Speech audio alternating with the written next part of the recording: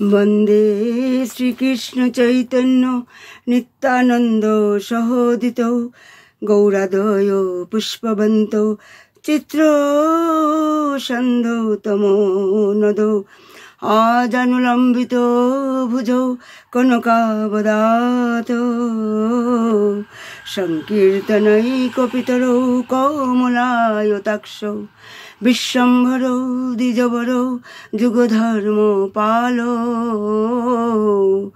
वन्दे जगतो प्रियकरो करुणावतारो नमो महावेदन्नाय कृष्ण प्रेम प्रदायते कृष्णाय कृष्ण चैतन्य नामने गौरतिसे नमो। प्रथमे आमी भक्तर सुभद्र किंचन वैष्णव महाभागवत महापुरुष श्री श्री स्वामी शिवानंद बाबार चरण कमल आमार कोटि कोटि दंडवत प्रणाम और समस्त रूपानुग गुरुवर्ग गुरु परम्परा एवं आचार्यवर्गेर चरण आमार कोटि कोटि दंडवत प्रणाम और उपस्थित समस्त कृष्ण प्रेम अनुरागी गौर भक्तबिंदेर चरण आमार कोटि कोटि दंडवत प्रणाम। भगवानेर संगे जीवेर सम्पर्क होच्छे नित्यकालेर माने जीवात्मार संगे परमात्मार सम्पर्क जेमन जन्म जन्मान्तरेर तेमनि गुरुदेवेर संगेও शिष्येर सम्पर्क जन्म जन्मान्तरेर। ताई तो नरोत्तम दास ठाकुर बोलेছেন चक्षुदान दिल जेই जन्मे जन्मे प्रभु সেই মানে অর্থাৎ গুরুদেব হচ্ছেন জন্ম জন্মান্তরের প্রভু। এই জন্যই শুধুমাত্র এই জন্মেই নয় জন্ম জন্মান্তরে গুরুদেবের আদেশ পালনে মানে দৃঢ়ব্রত হওয়া উচিত। তাই তো বিশ্বনাথ চক্রবর্তী ঠাকুর গেয়েছেন যস্য প্রসাদাৎ ভগবৎ প্রসাদ যস্য প্রসাদান্ন গতি কুতোপি ধায়ংস বংশস্য যশ শ্রী সন্ধং বন্দে গুরু শ্রী চরণারবিন্দম বন্দে গুরু শ্রী চরণারবিন্দম। হ্যাঁ, কৃষ্ণ গুরু কৃষ্ণ রূপ হন শাস্ত্রের প্রমাণে গুরু রূপে কৃষ্ণ কৃপা করেন ভক্তগণে জীবের নিস্তার লাগি নন্দসুত হরি ভুবনে প্রকাশ হন গুরু রূপ ধরি। তাই তো শ্রীমদ্ ভাগবতম বলা হয়েছে আচার্যং মাং বিজানিয়া নৌম মন্যত কহির্চিত ন মত্তর বুদ্ধাশুয়েত সর্বদেবময় গুরু। গুরুদেবকে মৎস্বরূপ বলে জানবে। অর্জুনকে বলছেন গুরুদেবকে মৎস্বরূপ বলে জানবে আর গুরুদেবকে সামান্য বুদ্ধি করে তার অবজ্ঞা করবে না। গুরু সর্বদেবময়। তাই তো এই শাস্ত্রীয় এই যে যুক্তি থেকে মানে বলা যায় যে গুরুদেব হচ্ছেন ভগবানের প্রতিনিধি এবং শ্রীকৃষ্ণের প্রিয়জন মানে। তাই তো বাবা বলেন রাধারানীর আমি প্রিয়জন মানে অত্যন্ত গভীর তত্ত্ব কথা মানে। তাই গুরুদেবকে ভগবানের মতো পূজা করা উচিত। এটা হচ্ছে সম্বন্ধ জ্ঞান মানে। তাই তো চৈতন্য মহাপ্রভু রূপ গোস্বামী সনাতন গোস্বামীকে সেই নববিধা ভক্তি তারপরে সেই পঞ্চবিধা ভক্তি রসতত্ত্বের কথা যেখানে কারণ এই চৈতন্য চরিতামৃত যেখানে ভূমিতত্ত্ব বায়ুতত্ত্ব অগ্নিতত্ত্ব জলতত্ত্ব তারপর ভগবত ভক্তি তত্ত্বের সম্বন্ধে উল্লেখ আছে। চৈতন্য মহাপ্রভু যেই অভিধেয় সম্বন্ধ জ্ঞান এবং অভিধেয় প্রয়োজন জ্ঞান নিয়ে আলোচনা করছেন। তাই আমাদের সমস্ত অনন্ত এই ব্রহ্মাণ্ড মানে অনন্ত কোটি ব্রহ্মাণ্ডে সমস্ত সুখ সমৃদ্ধি ও কিছুমাত্র মানে এর সঙ্গে তুলনা করা যায় না। এইরকম সম্বন্ধ এটা মানে জন্মান্তরের সম্বন্ধ। সেটা যদি আমরা বুঝতে পারি তবেই তো সেটাই তো কঠিন মানে। আমি দেহাত্ম বুদ্ধি থেকে মুক্তি পাওয়াটাই তো কঠিন। আমি যে চিন্ময় আত্মা সেটা আমি কবে জানতে পারবো। তাই বলা হচ্ছে এই সম্বন্ধ সেই সম্বন্ধের কিছু মাত্র অল্প যদি এক পলকের জন্য সে নিত্য সম্বন্ধ যদি আমাদের হৃদয়ে প্রকাশিত হয়ে যায় সেই মুহূর্তে সাধকের মানে হৃদয় থেকে তখন এই দৃশ্যমান এই জড়জগতের পদার্থের প্রতি যে আসক্তি যে মমতা আছে তা এক পলকে দূর হয়ে যাবে। তাই তো আমরা দেখছি সনাতন গোস্বামী যখন তিনি দেহাত্ম বুদ্ধি থেকে মুক্ত হলেন সমস্ত তিনি বিষ্টাবৎ সেই প্রধানমন্ত্রীর পদ ত্যাগ করে সমস্ত অর্থ রূপ গোস্বামী অনেক অর্থের মালিক ছিলেন তারা সমস্ত ত্যাগ করে, বিষ্ঠাবোধ ত্যাগ করে তারা চৈতন্য মহাপ্রভুর কাছে ছুটে চলে এসেছিলেন এক পলকেই। মানে সেই সম্বন্ধের অল্প প্রকাশ, সেই সম্বন্ধের অল্প প্রকাশ যদি সাধক অনুভব করতে পারে, তবে এই দৃশ্যমান জাগতিক পদার্থের প্রতি তার মন মানে তার যে সংলগ্ন যে মানে করা সম্ভব নয়। মানে তখন মানে আসক্তি দূর হয়ে যাবে, মানে আসক্তি মমতা দূর হয়ে যাবে। যেভাবে আমরা দেখছি রূপ গোস্বামী, সনাতন গোস্বামী সব কিছু ত্যাগ করে তারা চলে এসেছিলেন, দেহাত্ম বুদ্ধি থেকে মুক্ত হয়েছিলেন। আসলে কি তারা কি দেহাত্ম বুদ্ধিতে ছিলেন? নিশ্চয়ই নয়। আমাদের এইগুলি লীলা হয়েছিল আমাদেরকে বোঝানোর জন্য, জানানোর জন্য, যাতে আমরা বুঝতে পারি, আসক্তি থেকে, মোহ থেকে, লোভ থেকে, স্বরূপে থেকে মুক্ত হতে পারি। আমার স্বরূপ জ্ঞান, আমি যে চিন্ময় আত্মা, আমি যে জীবের স্বরূপ নিত্য দাস, সেটা যাতে আমি বুঝতে পারি, সেই জন্য এই লীলাগুলি হয়েছিল। যখন আমার এই আসক্তি দূর হবে, তখন আর কিছুই ভালো লাগবে না, আমাদের মন ভালো লাগে না। কেন? কারণ সেই সম্বন্ধবোধ আমাদের এখনো জাগেনি। তাই তো কৃষ্ণ কথা, হরি কথা শুনতে ভালো লাগে না। তাই ভগবানের সঙ্গে আমাদের যে নিত্য সম্বন্ধ, অবিচ্ছেদ্য অখণ্ড সম্বন্ধ, সেই সম্বন্ধ আমাদের জাগৃত হয়নি। তবে হ্যাঁ, একটা কথা, এক্সকিউজ মি, গুরু কৃপা এবং সাধুর কৃপায় যদি অল্প অনুভব করার জন্য অল্প মনে যদি আভাসিত হয়, সেই অল্প আভাসিত হওয়ার জন্য কি হয়, বড় বড় মানে জ্ঞানী লোক, এক্সকিউজ মি, বিদ্বান লোক সব কিছু ত্যাগ করে সংসার থেকে মনকে সরিয়ে ভজন সাধনের করার জন্য তারা বনে চলে যান, তীর্থ চলে যান তারা। তাই একটু অনুভব হওয়া মাত্রই, একটু আভাস পাওয়া মাত্রই সাধক মানে এখনো কিছু মানে লাভ হয়নি। তাই আমরা দেখছি এই একটু আভাস মানে অনুভব, আভাসে এত শক্তি মানে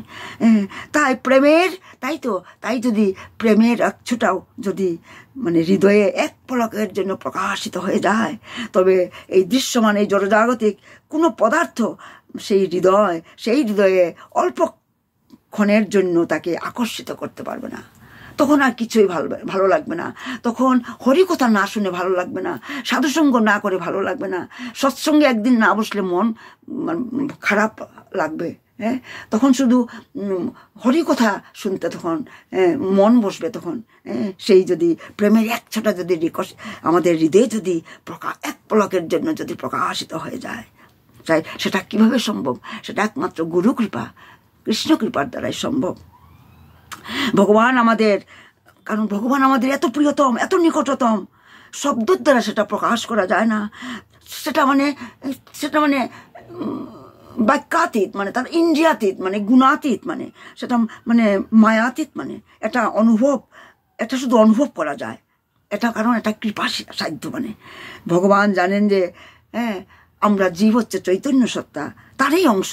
মমই বাংশ জীবলোকে জীবভূত সনাতন, মম ষষ্ঠানি ইন্দ্রিয়ানি প্রকৃতির তানি পশ্যতি।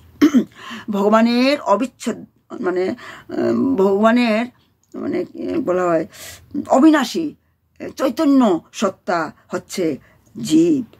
কিন্তু এই প্রকৃতির গুণে আকৃষ্ট হয়ে, মানে প্রকৃতির গুণে আকৃষ্ট, মানে এই যে আমরা শব্দ, স্পর্শ, রূপ, রস, গন্ধ এইসবে আকৃষ্ট হয়ে আমরা আনন্দ খুঁজতে থাকি। আমরা এই সংসারে আনন্দ পাওয়ার জন্য আমরা কি করি? আমরা আনন্দ পাওয়ার বদলে আমরা দুঃখী হয়ে যাই।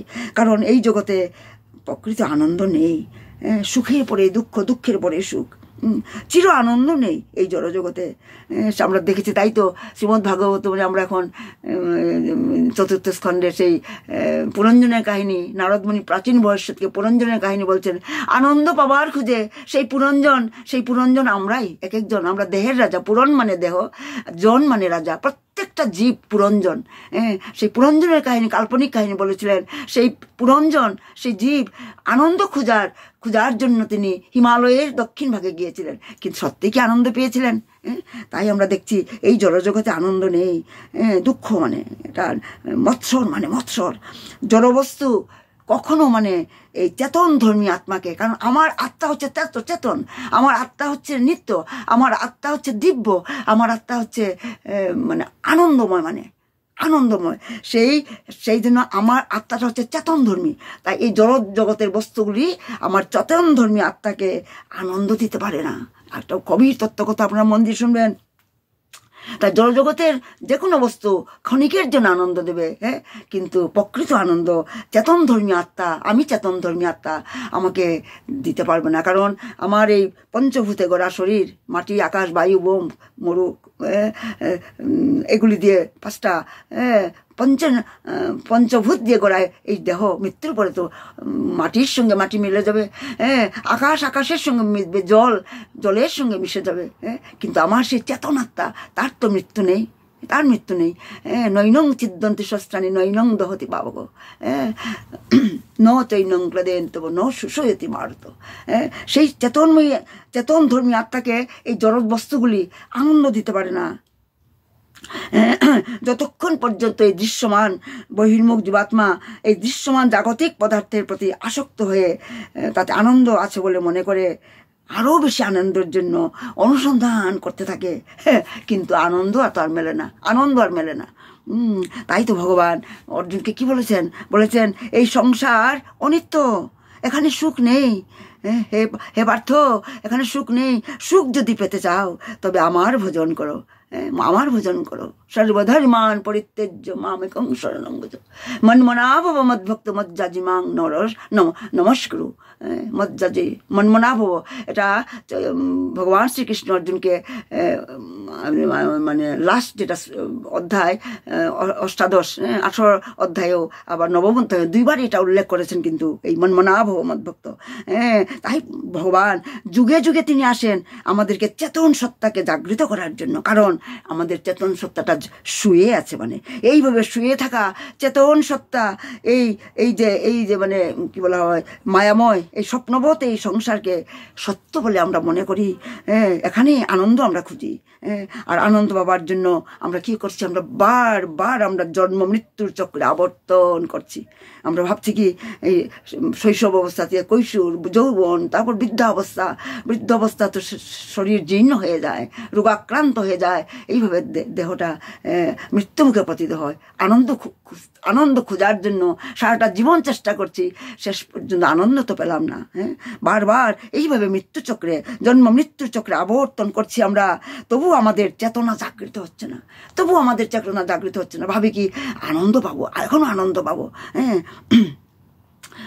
তাই তো না হরি কথাতে মন বসে, ভাবি কি যে না মানে এটাতে আনন্দ নিয়ে সেই জড়জাগতিক বস্তুতে আনন্দ আছে, জড়জাগতিক কথাতে আনন্দ আছে, সেটাতেই আমরা আনন্দ খুঁজে বেড়াই। মানে সেই চেতন আত্মাকে তা আনন্দ দিতে পারে না আমাদের। কারণ কেন চেতনা জাগৃত হচ্ছে না? কারণ আমাদের গুরুদেবের প্রতি বিশ্বাস নেই, ভগবানের প্রতি বিশ্বাস নেই, শাস্ত্রে বিশ্বাস নেই, আমাদের মধ্যে বিশ্বাসই নেই। মানে এইভাবে এই মায়া জগতে আমরা ভ্রমিত হচ্ছি। আর এই চেতন সত্তা জাগাবার জন্য ভগবান আসেন, দয়া করে আসেন তিনি, আর কখনো তার ভক্তকে প্রেরণ করেন, আবার প্রেমী ভক্তকে পাঠান আমাদের চেতন সত্তাকে জাগাবার জন্য। ভ্রমিতে কোন ভাগ্যবান জীব গুরু কৃষ্ণ প্রসাদে পায় ভক্তিলতা বীজ। সেই ভক্তিলতা বীজ মহাপুরুষের কৃপায় আমাদের হৃদয়ে রোপণ করে দেন। তারপর আস্তে আস্তে সাধন প্রক্রিয়ার দ্বারা, মহাপুরুষের সঙ্গত দ্বারা, সৎসঙ্গের দ্বারা, সেবার দ্বারা ধীরে ধীরে সেই ভক্তিলতা বীজ অঙ্কুরিত হয়। আর কি হয়, চেতন মানে সত্তা এইভাবে আস্তে আস্তে জাগৃত হয়। মানে তখন যখন চেতন সত্তা যখন জাগৃত হয়, তখন জীব তখন বুঝতে পারে তার সম্পর্কের কথা, ভগবানের সঙ্গে, গুরুদেবের সঙ্গে সম্পর্কের কথা বুঝতে পারে। তখন জীব বুঝতে পারে অনাদিকাল ধরে জীব ভ্রমিত হয়ে ঘুরছে, আর এখন এই নরদেহ পেয়ে এখনো তার চেতন সত্তা জাগৃত হয়নি, সেটা বুঝতে পারে। আর শৈশব থেকে এইভাবে বৃদ্ধাবস্থায় পৌঁছে গেছে, এখনো তার মনে বিশ্বাস নেই, ভরসা নেই। এই মায়াময় এই সংসারে এটা জানতে পেরে সাধক কি করে অপেক্ষা করছে, কখন শান্তি আসবে, কখন সুখ আসবে, কখন আনন্দ শুভ দিন আসবে, কখন আনন্দ মিলবে। এই সংসার অনিত্য, এই জড়জাগতিক সুখ নেই, এখানে সুখ নেই। তাই ভগবান বলছেন, হে অর্জুন, যদি তুমি সুখ পেতে চাও আমার ভজনা করো, হ্যাঁ, গুরুদেবের চরণে স্থান নাও। হ্যাঁ, এইভাবে ভগবান দিব্য লোকের সন্দেশ নিয়ে আসেন আর পার্শ্বদের নিয়ে আসেন আর আমাদেরকে মার্গদর্শন করান। কারণ আমরা জানি না সেই দিব্য লোকে কি আনন্দ আছে। আমরা চিন্ময় জগতের খবর আমরা জানি না সেখানে কত আনন্দ আছে। কারণ চিন্ময় লোকটা কীরকম, নজত ভাসয়তে সূর্য নো শশাঙ্ক না পাবক যদ্গত্তা নিবর্তন্তে তদ্ধাম পরমঙ্গল। যে এখানে গেলে আবার আমাদেরকে এই মৃত্যু জন্ম মৃত্যু চক্রে আবার পড়তে হবে না, আবর্তিত হতে হবে না, সেখানে গেলে আবার জন্ম নিতে হবে না। সেটাই হচ্ছে তদ্ধাম পরমমন, সেটাই আমার নিত্যধাম, আসল বাড়ি। তাই ভগবান তার পার্শ্বদ নিয়ে আসেন মার্গদর্শন করানোর জন্য, আনন্দ দেবার জন্য। আর ভগবান সেই সন্দেশ দেওয়ার জন্য সাধকের ভিতরে মানে শক্তি সঞ্চার করেন। যেভাবে মহাপ্রভু এইভাবে রূপ গোস্বামী, সনাতন গোস্বামী তার পার্শ্বদের মধ্যে শক্তি সঞ্চার করেন, নিজের আবার স্বয়ং আচরণ করে দেখান, আর তারপরে আবার সাধককে মানে অনুপ্রাণিত করে ধীরে ধীরে তাকে মুক্ত হওয়ার মার্গ তিনি বলে দেন। এইভাবে আমাদেরকে গুরুদেব, আমাদের মানে শুদ্ধ ভক্তরা আমাদেরকে আমাদের মার্গদর্শন করান, অনুপ্রাণিত করান, মুক্ত হওয়ার মার্গ আমাদেরকে দেখান। আর সাধকও ভগবানের মার্গদর্শন করে তার মানব জীবন সফল করে ধন্যাতি ধন্য হয়ে যায়। মহাপ্রভু এইভাবে তিনি কলিযুগ পাবন অবতার তিনি এসেছেন। তার কথা বর্ণনা করার কার শরীর অনন্ত, কথা অনন্ত, কার সাধ্য আছে বর্ণনা করার। তাই মহাপ্রভু প্রদত্ত এই যে মানে লীলা, যে উপদেশ, সেটা মাধুর্যময় লীলা, সেটা হচ্ছে বৃন্দাবনী উপাসনা পদ্ধতি, মঞ্জুরি পদ্ধতি উপাসনা, সেটাই মহাপ্রভু দিতে এসেছেন। সেই উন্নত উজ্জ্বল রস সেটা দিতে এসেছেন, উপাসনা পদ্ধতি, যেখানে মানে ভগবান মানে ভক্তের সঙ্গে মিশে যান, ভগবান ভুলে যান তিনি যে ভগবান, তিনি সেখানে ভগবত্তা দেখান না তিনি। মানে ভগবান ভক্ত ভগবানকে ভগবান বলে মানতে রাজি নয়। তারা জানে না যে ভগবান যে এই অনন্ত কোটি ব্রহ্মাণ্ডের নায়ক। তাদের কাছে ভগবান একান্ত আপনজন, একান্ত প্রিয়তম জন, তার কোনো তুলনা নেই। তাই মানুষ আশা করে থাকে যে সুখ মিলবে, চেষ্টা করে সুখ প্রাপ্তির জন্য, কিন্তু সুখ তো মেলে না।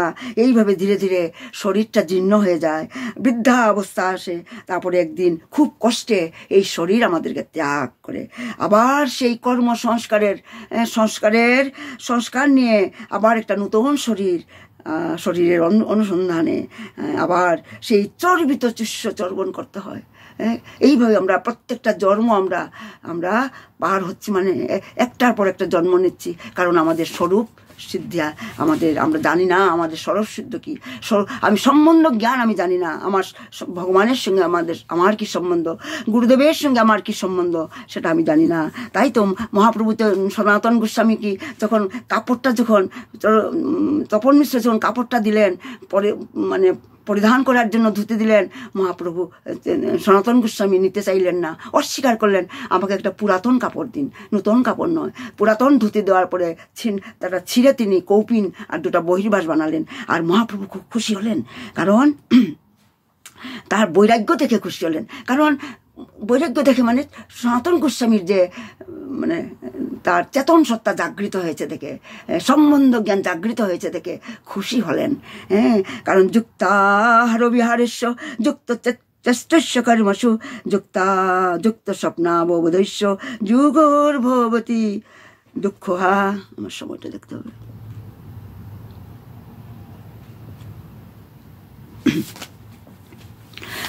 তাই যিনি মানে পরিমিতভাবে আহার করেন, বিহার করেন, কর্ম করেন এবং নিদ্রা যান, যিনি এইভাবে যুগের পন্থা অনুশীলন করে সমস্ত জড়জাগতিক দুঃখ কষ্ট থেকে মুক্ত হন, মানে যিনি এই পরিমিত আহার করেন, বিহার কর্ম করেন, আর যুগের পন্থা অনুশীলন করেন, তিনি সমস্ত দুঃখ কষ্ট থেকে মুক্ত হন। এইবার আদর্শ সন্ন্যাসী মানে কঠোরভাবে গোস্বামীদের প্রদর্শিত পন্থা অনুসরণ করেন, মানে আর সনাতনের বৈরাগ্য দর্শন করে চৈতন্য মহাপ্রভু অত্যন্ত আনন্দিত হলেন। কিন্তু তিনি বারবার সনাতন গোস্বামীর গায়ে জড়ানো সেই ভুট কম্বলটির দিকে তাকাতে লাগলেন। কারণ আমি আগেই গত ক্লাসে আমি বলেছিলাম যে একটা আসক্তি সনাতন গোস্বামীর এখনো রয়ে গেছে।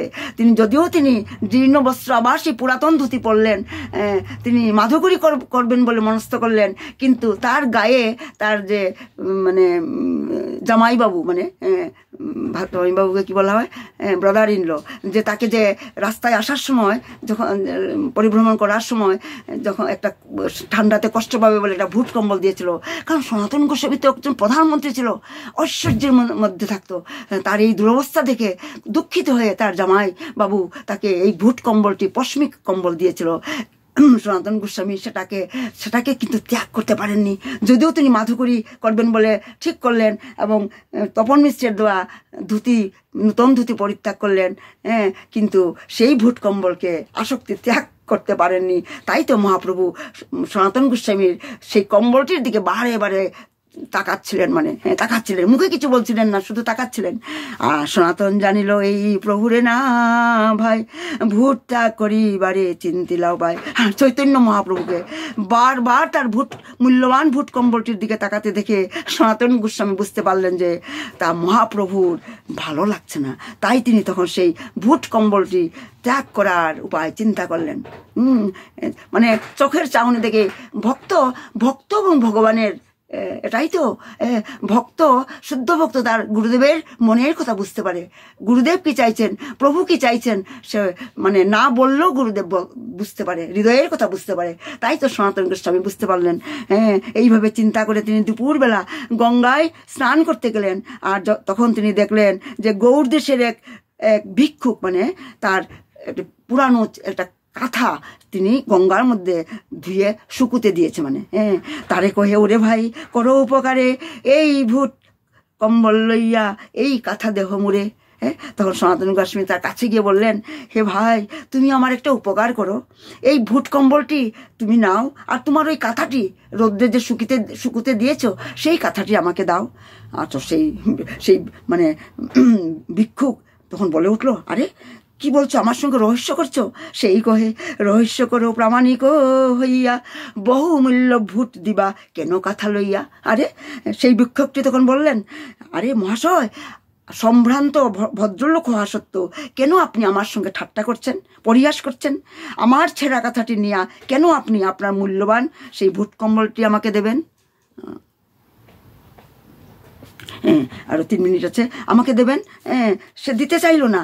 তখন সনাতন গোস্বামী তখন তাকে বললেন, না না আমি তোমার সঙ্গে পরিহাস করছি না, আমি সত্যি সত্যি তোমাকে বলছি, তোমার কাঁথাটি দিয়ে তুমি আমার এই ভূত কম্বলটি নাও। এই বলে সনাতন তাকে ভূত কম্বলটি দিয়ে কাঁথাটি নিলেন, আর সেই কাঁথাটি গায়ে দিয়ে তিনি মহাপ্রভুর কাছে ফিরে এলেন। আর প্রভু কহে তোমার ভূত কম্বল কোথা গেল, প্রভু পদে সব কথা গোসাই কহিল। তখন চৈতন্য মহাপ্রভু তাকে জিজ্ঞাসা করলেন, তোমার ভূত কম্বল কোথায় গেল? তখন সনাতন গোস্বামী সমস্ত কথা খুলে বললেন। আজ এখানেই থাক, বিরাম দিচ্ছি। নিতাই গৌর সীতানাথ প্রমানন্দে হরি হরি বল। খেতুরি ধাম কি জয়, নরোত্তম দাস ঠাকুর কি জয়। আর আমার ভুল ত্রুটি মার্জনা করবেন। গৌরাঙ্গ বলিতে হবে পুলক শরীর, হরি হরি বলিতে নয়ন ববে নীর। আরো কবে নিতাই চাঁদের করুণা হইবে, সংসার বা সোনামুর কবে তুচ্ছ হবে। বিষয় ছাড়িয়া কবে শুদ্ধ হবে মন, কবে হা মোহেরিব শ্রী বৃন্দাবন। রূপ রঘু নাথ পদে হইবে আকুতি কবে হাম বুঝব এ যুগল প্রীতি, এ যুগল প্রীতি, এই যুগল সেবা, এই যে বৃন্দাবনী উপাসনা পদ্ধতি, এই যুগল সেবা আমি কবে আমার হৃদয়ে প্রকাশিত হবে, কবে আমার সম্বন্ধ জ্ঞান হবে, কবে আমি গৌরাঙ্গ হা গৌর বলে কখন ডাকবো, আমার শরীর পুলকিত হবে, কখন আমার নয়নে আমার অশ্রু ঝরে পড়বে হে গৌর বলে। রূপ রঘুনাথ পদে রহু মোর আশো, প্রার্থনা করো এ সদা নরোত্তম দাস।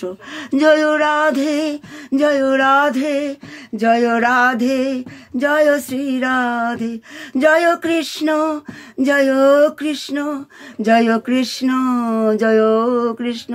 নিতাই গৌর হরি বল হরি বল হরি বল হরি বল। জয় গুরুদেব কি জয়, সৎসঙ্গ কি জয়, নিতাই গৌর সীতানাথ প্রেমানন্দ হরি বল হরি বল। জয় স্বামী মহারাজ কি জয়। প্রণাম সবাইকে, প্রণাম।